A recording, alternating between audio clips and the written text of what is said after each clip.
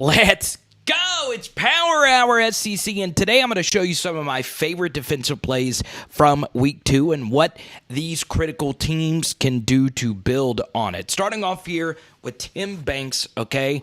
Look at him getting very exotic, bringing a safety blitz right here off this play action, and this play pretty much sealed the game. The running back right there misses a block, and what's very interesting on this pressure is obviously it set up a miserable fourth down situation. So what's very interesting here is this play actually should have worked if you take a look at it from the sky cam here. 15 is actually running a delayed. It's kind of like one of those tight end throwbacks, even though it's not a tight end. It's the same concept, though. You're showing blocking, and then you just creep out right here into the space. But because the pressure from the DB was so immense right there, boom, DB would have been late reacting to it. Maybe he's able to make a play on it. Probably not. If you throw it into the space, that is probably a tutty, or, at very least a better and more manageable fourth down. There's Coach Banks right there getting ready to do what? I want you to guess what he's going to do on this fourth down. It's fourth and long. A lot of teams like to, play back. So Tennessee does something smart. They don't get in their defensive alignment until the very last second, and this blitz gets exactly what you want in this situation, empty. Okay, so this is a long developing play to get a first down. So what should you do in this situation? Well, heck yeah, you should blitz. Now, what's very interesting here is you notice it's 1, 2, 3, 4, 5, 6 guys against 5. So then that makes 1, 2, 3, 4, 5 receivers going up against 5 DBs. So all you got to do is complete a pass here, but because of the blitz, the quarterback tried to go to this receiver, and if he actually throws an accurately thrown football, he's probably scoring right there, or giving it right here to number 5 would have been very interesting on the blitz. But because of the pressure, the quarterback is thinking, well, I got to get this somewhere close to the goal line. And the pressure right there, the aggression. So this was the juiciest SEC on SEC matchup. 2 quarterbacks projected to go in the first round, but neither one of them are necessarily an elite thrower of the football. And this was a play that got all the headlines. And honestly, it was just a miscommunication. This is the easiest pick six you will ever see, okay? Give Kentucky a lot of credit here, but I'm going to go to the real big-time play made by a Kentucky DB. Let's go! All right, here we go. It's 4th and 3, baby. I love the aggression on 4th down here from Billy Napier. I didn't agree with the 4th and 6 call, but the 4th and 3 call is really good. And a lot like our guy from Tennessee, we are seeing an all-out blitz. I mean, this is straight-up zero coverage, okay? DB play does not get better than this, okay? So for those that aren't familiar, zero means it is straight man-to-man, okay? You have him, you have him, you have him, you have him. Unless there is a banjo call, your man is your man. And they are obviously, in motion, and now they're in empty, okay? And Kentucky decides to bring an all-out blitz. And this was actually a really good read right here by the quarterback, Anthony Richardson. And this right here, I mean, you just can't play defensive back better than this, ladies and gentlemen, okay? And this is the funnest thing about college football. I know there's many of you out there that always say, well, recruiting rankings means absolutely nothing. And if you are one of those people, this is your kind of play. Right here is number 14, Carrington Valentine, okay? This is a 3-star if I've ever seen one, okay? You're looking at his recruiting profile right now. This guy is the scrappiest competitor you will ever freaking see, okay?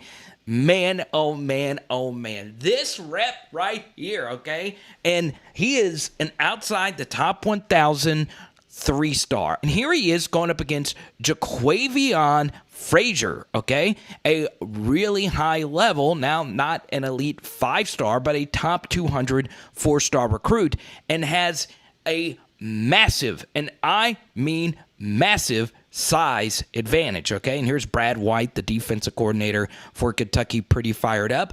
But this is why I love tackle football, right? So much of this comes down to technique, and a lot of DBs, when they get into this zero coverage, I mean, this is as zero as it's going to get. Press man against a guy that is twice your size, okay? This guy is 6'3". You're barely 6 foot, okay? Now, you'll see right here, he tries to Justin Jefferson this thing, but you see he'll lose his balance, right? And you notice Valentine, he is not fooled by any of these shakes, and Frazier probably thought he could get him off balance, but notice how still and steady in this critical juncture of this game, Valentine stays. This allows Frazier to trip up on his own feet right here, okay? And you notice he's stumbling, and you're getting physical, and, okay, is that PI right there? Is that holding right there? Guess what? A lot of times they're not going to call it, right? Hand on the side, they're not going to call it. Find the football, make a play. So, Florida Gator fans, going ahead, get up in my mentions right now. That was pass interference. But the truth is, a true alpha receiver finds a way to get that done, and, Frazier's didn't get that done. Good job getting a hand in the passing lane right there. That ball might have been slightly deflected right there by the DT, but remember the name, Carrington Valentine. Look at that hand to football. Boom! I'm looking at you. Yes, you right now. So, as many of you know, the transfer portal is absolutely huge in the world of college football. Here's an LSU transfer, Landon Jackson. Here is Terry Hampton, the pride of El Dorado, Arkansas, baby. And then, of course, the guy that we're going to focus on here is Drew mother-freaking Sanders. This guy is incredible. The former 5-star transfer from Alabama. This guy just reads the game so well. So if you run this light box defensively, where you only have 3 defensive linemen, the key is you got to have linebackers that can scrape over the top and just go out there and make football plays. And Drew Sanders is just reading this the entire way. And look at him. This is obviously a good job of gang tackling right there. 15 forces his play to the outside. And Drew Sanders just makes all different types of plays. Now, this is a relatively basic play, but I want to show you this. I love the nastiness. Slam them, baby. This is as good as it gets, okay? So now we see Drew Sanders lining up here as a jack linebacker in a pass rushing situation, okay? So you're going one-on-one versus a tackle here, and this is incredible, okay? So the tackle obviously has a wide release, but look at Drew attack that outside shoulder, dip, rip underneath, and he blindly strips this ball, okay? And I honestly don't think edge rushers do this enough, especially against pocket quarterbacks like Spencer Rattlers, who release could be a little elongated from time to time. Alrighty, so we pick it up here on this replay, and part of the reason why this play didn't get the shine that it deserved is because of what happened after, okay? So Drew is turning the corner. Look at him dipping his shoulder to make sure that the offensive tackle doesn't ride him upfield. And watch this, okay? He just dives, and it's actually his back arm right here that caught him on the follow-through. Are you kidding me? You see, he has no idea what is even happening right here. Are you kidding me, Drew? Folks, it's as good as it gets, man. That's just making plays. And right now, I don't think there's a linebacker that is doing more in the SEC right now than Drew Sanders. So obviously, the next step for Arkansas is not allowing this to happen on the very next play. I don't have the all-22. That's the only way I could really know what was supposed to happen. I think this safety right here thought that this safety was going to rotate over the top of this slot receiver.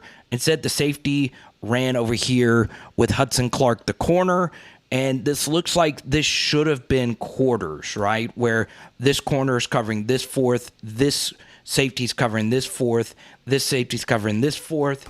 Whatever the case may be, this ended up allowing South Carolina to stay in the game. And even after the bobble, they were still able to house this. So, yeah, it's going to be the next step for Arkansas if they want to do what they could potentially do. And I feel like this is their year. So in just a second, there will be a video floating in your face. In fact, it was by far, our most popular video. It is Power Hour SEC. Bam! And tonight, ooh, kind of feel like some barbecue. Let's go.